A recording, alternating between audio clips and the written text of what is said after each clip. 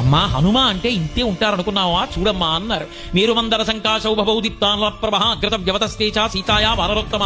మేరు పర్వతం మందర పర్వతం ఎంత ఉంటాయో అంత ఎత్తున పెరిగిపోయి కాలిపోయిన పెనల్లాంటి ముఖం, బయటికి వచ్చినటువంటి పెద్ద పెద్ద దంష్టలతో నిలబడ్డారు.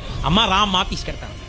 ఆవిడంది, నాయనా నువ్వు ఇంతటి బలవంతుడు కనుకనే 100 యోజనముల సముద్రాన్ని దాటి ఈవలి ఒడ్డుకు వచ్చావని నాకు తెలుసు, కానీ నేను నీతో రాకూడదు. నాయనా నువ్వే కదా చెప్పావు, ఈ దక్షిణ సముద్రం దాటడానికి కొన్ని లక్షల మంది వానరులు వచ్చి ఉత్తర తీరంలో ఉండిపోయారమ్మా, 100 యోజనములు దాటలేక నేను దూకి వచ్చి నీ దర్శనం చేశానమ్మా అన్నావు కదా.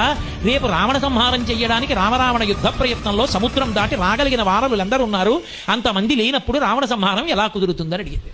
ఇంకొకడైతే ఏమంటాడు, తనని పొగిడింది కాబట్టి అవునమ్మా నిజమే, నేనంటే వచ్చారు కానీ వాళ్ళేం వస్తారమ్మా చూద్దాం, నేను తప్పకుండా ట్రై చేస్తాను అంటాడు. అలా మాట్లాడడం తన అహంకారానికి పనికొస్తుందేమో, అవతల తల్లి బెంగబెట్టుకునే కూర్చుంటుంది. తను మాట్లాడడం గొప్ప కాదు, తన అతిశయం గొప్ప కాదు, అవతల వాళ్ళు ఊరడిల్లి బ్రతకడం గొప్ప. నువ్వు బ్రతకడం గొప్ప కాదు, బ్రతికించడం గొప్ప. ఆయన అన్నారు, అవునమ్మా నేను ఇంత గొప్పవాడిని అనలేదు. అమ్మ వంక తిరిగి అన్నారు, అమ్మా నేనొక్క మాట చెప్పనా, అసలు లోకంలో ఎప్పుడైనా సరే మహారాజులకు ఒక అలవాటు ఉంటుంది. రాణివాసంలోకి తమ అంతఃపుర స్త్రీల దగ్గరికి ఎవరినైనా పంపించాలి అంటే తన దగ్గర ఉన్న వాళ్ళందరిలోకి పనికి మాలిన వాడెవరుంటాడో